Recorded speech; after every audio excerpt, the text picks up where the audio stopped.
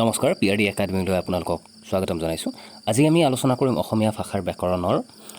এই ব্যাকৰণ শিতানত থাকিব কি, কাক বোলে, শ্ৰেণী বিভাগ ইত্যাদি ইত্যাদি। আৰু পিছৰ পৰ্যায়ত আমি সকলোবোৰ বস্তু লৈ আহিম পৰ্যায়ক্ৰমে, আপোনালোকে চাই থাকিব। আহকচোন ভিডিঅ'টো আজি আৰম্ভ কৰোঁ। প্ৰথম প্ৰশ্ন, ব্যাকৰণ কাক বোলে? ইয়াতে সুবিধাৰ্থে তিনিটা উত্তৰ অথবা কৰি দিয়া আছে। ইয়াতে প্ৰাথমিক পৰ্যায়ত ব্যাকৰণ কাক বোলে তাকো জানিব পৰা যাব। এতিয়া আহকচোন জানো। ব্যাকৰণ কাক বোলে? উত্তৰ, সাধাৰণতে যিবিলাক নিয়মৰ সহায়ত ভাষা শুদ্ধকৈ ক'ব আৰু লিখিব পাৰি তাকে ব্যাকৰণ বোলে। অথবা যি পুথি পঢ়িলে ভাষা শুদ্ধকৈ লিখিব, ক'ব আৰু পঢ়িব পাৰি তাকে ব্যাকৰণ বোলে, যেনে অসমীয়া ব্যাকৰণ, বাংলা ব্যাকৰণ। অথবা কোনো এটা ভাষাৰ গঠন পদ্ধতিৰ বিজ্ঞানসন্মত আৰু যথাসম্ভৱ বিতং বিশ্লেষণেই সেই ভাষাৰ ব্যাকৰণ।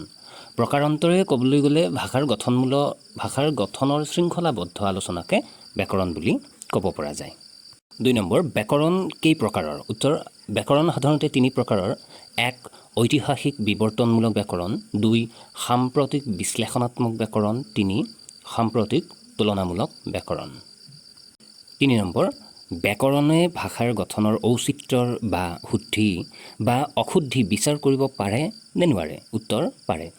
এনে সাধু ভাষাৰ ব্যাকৰণে পঢ়াশালীয়া ব্যাকৰণ বুলি স্বীকৃত হয় আৰু এই ব্যাকৰণৰ কথা শুদ্ধ বুলি সকলোৱে গ্ৰহণ কৰে বা কৰি আহিছে। 4 নম্বৰ, ভাষাৰ নিৰপেক্ষ ব্যাকৰণ আছেনে? উত্তৰ, নাই। ভাষাৰ নিৰপেক্ষ ব্যাকৰণ হ'ব নোৱাৰে বুলি পণ্ডিতসকলে মত পোষণ কৰিছে। 5 নম্বৰ, ব্যাকৰণৰ ৰূপ নিৰ্ণয় কোনটো উপাদানে কৰে? উত্তৰ, ব্যাকৰণৰ ৰূপ নিৰ্ণয় সাহিত্যৰ ভাষা উপাদানে কৰে, মানে ভাষা বিশেষৰ গঠনে কৰে। 6 নম্বৰ, ভাষাৰ গঠনক ব্যাকৰণে অনুসৰণ কৰে নে নকৰে? উত্তৰ, কৰে। ভাষাই ব্যাকৰণক হে অনুসৰণ নকৰে। 7 নম্বৰ, মহামুনি পাণিনিৰ ব্যাকৰণখনৰ নাম কি? উত্তৰ, অষ্টাধ্যায়ী। ই এখন অতি ওখ খাপৰ বিজ্ঞানসন্মত ব্যাকৰণ। ই সংস্কৃত ভাষাত লিপিবদ্ধ। 8 নম্বৰ, ব্যাকৰণ মাত্ৰৰে তলিখন ফুটা, অল গ্ৰামাৰ লিক বুলি কোনে কৈছিল? উত্তৰ, এডৱাৰ্ড ছেপিৰে। এডৱাৰ্ড ছেপিৰ লেংগুৱেজ গ্ৰন্থত কৈছিলে। 1921 চনত এখন প্ৰকাশিত হৈছিল, পৃষ্ঠা 39। 9 নম্বৰ, বৰ্ণ বা আখৰ কাক বোলে? উত্তৰ, প্ৰতিটো ভাষা লিখিবলৈ আমি কিছুমান চিন বা চিহ্ন ব্যৱহাৰ কৰোঁ। সেই যিবোৰ চিনেৰে ভাষা লিখা হয় তাকে সাধাৰণতে বৰ্ণ বা আখৰ বুলি কোৱা হয়। বৰ্ণ দুবিধ, এবিধ স্বৰবৰ্ণ আৰু আনবিধ ব্যঞ্জন বৰ্ণ। পিছৰ পৰ্যায়ত আমি স্বৰবৰ্ণৰ দীঘলীয়া এটা ভিডিঅ' ৰাখিছোঁ, ব্যঞ্জন বৰ্ণ ৰাখিছোঁ, কোনটো বৰ্ণক কি বুলি কোৱা হয় সেই সকলোবোৰ আমি পৰ্যায়ক্ৰমে দি থাকিম, গতিকে আপোনালোকে চাই থাকিব। চেনেলটো ছাবস্ক্ৰাইব কৰা সকলোকে ধন্যবাদ জ্ঞাপন কৰিলোঁ। যিসকলে চেনেলটো ছাবস্ক্ৰাইব কৰা নাই তেওঁলোকে পলম নকৰি সোনকালে ছাবস্ক্ৰাইব কৰি ওচৰত থকা বেল চিহ্নটো টিপি লাইক এটা কৰি দিয়ে যেন। ছাবস্ক্ৰাইব কৰিলে আমাৰ পৰৱৰ্তী ভিডিঅ'সমূহ পাবলৈ আপোনাৰ সুবিধা হ'ব। ধন্যবাদ। আহক এতিয়া আমি ভিডিঅ'টো আৰম্ভ কৰোঁ। শব্দ কাক বোলে? উত্তৰ, এটা বা তাতোধিক বা তাতকৈ অধিক বৰ্ণ বা আখৰ লগ লাগি কোনো এটা অৰ্থ প্ৰকাশ কৰিলে তাকে সাধাৰণতে আমি শব্দ বুলি কওঁ।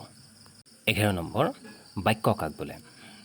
এটা বা এটাতকৈ অধিক বা ততোধিক শব্দ লগ লাগি কোনো এটা সম্পূৰ্ণ অৰ্থ প্ৰকাশ কৰিলে তাকেই আমি বাক্য বুলি কওঁ। ইংৰাজী গ্ৰামাৰ শব্দটো কোনটো ভাষাৰ পৰা আহিছে? উত্তৰ, গ্ৰীক ভাষাৰ পৰা। 13 নম্বৰ, ঐতিহাসিক ব্যাকৰণ আৰু বৰ্ণনাত্মক ব্যাকৰণৰ মাজত পাৰ্থক্য আছেনে? উত্তৰ, আছে। দুয়োটাই বেলেগ বেলেগ। 14 নম্বৰ, অসমীয়া ভাষাৰ প্ৰথম ব্যাকৰণখনৰ নাম কি আৰু এই ব্যাকৰণখন কোনে লিখিছিল? উত্তৰ, আমেৰিকাৰ বেপ্টিষ্ট মিছনেৰী উইলিয়াম ৰবিনছনে লিখিছিল প্ৰথমখন ব্যাকৰণ, আৰু এইখনৰ নাম আছিলে grammar of the Assamese language. 1839 চনত লিখিছিল, মানে প্ৰকাশ কৰিছিল। অসমীয়া ভাষাত ৰচিত প্ৰথম অসমীয়া ব্যাকৰণখনৰ নাম কি? উত্তৰ, অসমীয়া ভাষাৰ ব্যাকৰণ লিখিছিল হেমচন্দ্ৰ বৰুৱাই। এওঁক ভাষাৰ ৰজা বুলিও জনা যায়। 16 নম্বৰ, পৰম্পৰাগত ব্যাকৰণ ব্যাখ্যামূলক, আনহাতে আধুনিক ব্যাকৰণ বৰ্ণনাত্মক। কথাষাৰ শুদ্ধ নে অশুদ্ধ? উত্তৰ, কথাষাৰ সম্পূৰ্ণ শুদ্ধ। পৰম্পৰাগত ব্যাকৰণ অৰ্থাৎ ট্ৰেডিশ্যনেল গ্ৰামাৰ কি? উত্তৰ, ভাষা সম্পৰ্কীয় এক বিজ্ঞানসন্মত বিচাৰ বিশ্লেষণ আৰম্ভ হোৱাৰ আগতেই আমি যি পদ্ধতি অৱলম্বন কৰি ব্যাকৰণ ৰচনা কৰিছিলোঁ বা কৰা হৈছিল তাকেই পৰম্পৰাগত ব্যাকৰণ বোলা হয়। আৰু ইউৰোপ মহাদেশৰ গ্ৰীক, লেটিন আৰু নৱজাগৰণৰ সময়ৰ ব্যাকৰণসমূহ ইয়াৰ উৎকৃষ্ট উদাহৰণ। ব্যাকৰণৰ উপাদান কেইটা ভাগত ভগাব পাৰি? উত্তৰ, 3টা। 1 নম্বৰ ধ্বনিতাত্ত্বিক উপাদান, 2 ৰূপতাত্ত্বিক উপাদান, 3 বাক্যতাত্ত্বিক উপাদান। আৰু এই ব্যাকৰণৰ উপাদানসমূহ এনেধৰণৰ স্বৰধ্বনি, ব্যঞ্জনধ্বনি, লিংগ, বচন, ধাতু, প্ৰত্যয়, কাৰক, বিভক্তি, সৰল বাক্য, জটিল বাক্য, মিশ্ৰ বাক্য, বিশেষ্য, বিশেষণ, অব্যয় ইত্যাদি ইত্যাদি। আৰু আমি এই সকলোবোৰ উপাদানেই এটা এটাকৈ আপোনালোকৰ সুবিধাৰ বাবে আমি পিছৰ পৰ্যায়ত ভিডিঅ'সমূহ আৰম্ভ কৰিম। একেবাৰে বিপৰীত শব্দ, সমাৰ্থক শব্দ, এটা শব্দত প্ৰকাশ কৰা জতুৱা ঠাঁচলৈকে সকলোবোৰ ভিডিঅ' আপোনালোকে পাই থাকিব। গতিকে আমাৰ PRD একাডেমি চেনেলটোৰ লগত সংযোগ স্থাপন আপোনালোকে কৰি থাকক। 19 নম্বৰ, অসমীয়া ভাষাৰ ব্যাকৰণ প্ৰণেতাসকলৰ পথ প্ৰদৰ্শক বুলি কাক কোৱা হয়? উত্তৰ, উইলিয়াম ৰবিনছনক। ৰবিনছনেই পোনপ্ৰথমে ইংৰাজী ভাষাৰ মাধ্যমত অসমীয়া ব্যাকৰণ পুথি ৰচনা কৰিছিল। আৰু আমি সকলোৱে জানো এওঁলোক আছিল ইংৰাজ বেপ্টিষ্ট মিছনাৰীসকলৰে এজন। 20 নম্বৰ প্ৰশ্ন, সংস্কৃত ব্যাকৰণ শব্দটোৰ বুৎপত্তিগত অৰ্থ কি? প্ৰায় লাগেই এই প্ৰশ্নটোৰ উত্তৰ, গতিকে আমি কৈছোঁ বিশেষ আৰু বিতংভাৱে কৰা বিশ্লেষণেই হৈছে সংস্কৃত ব্যাকৰণ শব্দটোৰ বুৎপত্তিগত অৰ্থ। ব্যাকৰণ শব্দটোৰ বুৎপত্তি কি? ক্ৰী যোগ অনত সমান ব্যাকৰণ। 22 নম্বৰ প্ৰশ্ন, মানৱ বুদ্ধিমত্তাৰ মহানতম কীৰ্তিচিহ্ন বুলি কোনখন ব্যাকৰণক কোৱা হয়? উত্তৰ, অষ্টাধ্যায়ী ব্যাকৰণখনক। আপোনালোকে জানে যে এইখন মহামুনি পাণিনিৰ ব্যাকৰণ, আৰু কৈছিলে লিঅ'নাৰ্ডো ব্লুমফিল্ডে কৈছিলে এইখনক মানৱ বুদ্ধিমত্তাৰ মহানতম কীৰ্তিচিহ্ন বুলি। আমি পিছৰ পৰ্যায়ত আকৌ লৈ আহিম কোনখন ব্যাকৰণক কি বুলি কোৱা হয়, ব্যাকৰণবিদ, অজস্ৰ ব্যাকৰণ সম্পৰ্কীয় কিতাপৰ নাম, লিখক, এই ধৰণৰ ভিডিঅ'সমূহ। 23 নম্বৰ প্ৰশ্ন, ব্যাকৰণৰ প্ৰধান ভাগ তিনিটাৰ উপৰিও আৰু দুটা ভাগ আছে, সেই দুটা কি কি? উত্তৰ, 1 বিৰোধাত্মক ব্যাকৰণ কনষ্ট্ৰাক্টিভ গ্ৰামাৰ, 2 ৰূপান্তৰ সৃজন ব্যাকৰণ ট্ৰান্সফৰ্মেশ্যনেল গ্ৰামাৰ। 24 নম্বৰ প্ৰশ্ন, কৌমুদী কোন শ্ৰেণীৰ গ্ৰন্থ? উত্তৰ, কৌমুদী ব্যাকৰণ শ্ৰেণীৰ গ্ৰন্থ। এই ব্যাকৰণখন সংস্কৃত ভাষাত লিখিছিল আমাৰ ঈশ্বৰচন্দ্ৰ বিদ্যাসাগৰে।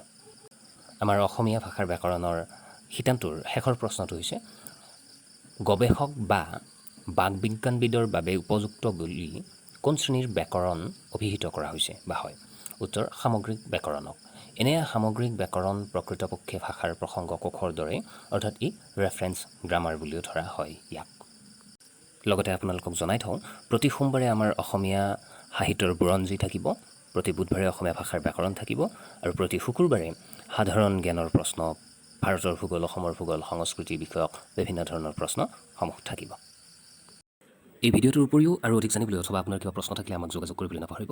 আমি আপোনাৰ সহায়তা কৰিবলৈ সদায় প্ৰস্তুত থাকিম। আমাৰ ফোন নম্বৰ, ইমেইল, ফেচবুক আৰু ইনষ্টাগ্ৰামৰ সকলো লিংক ইয়াতে দিয়া হৈছে। ধন্যবাদ।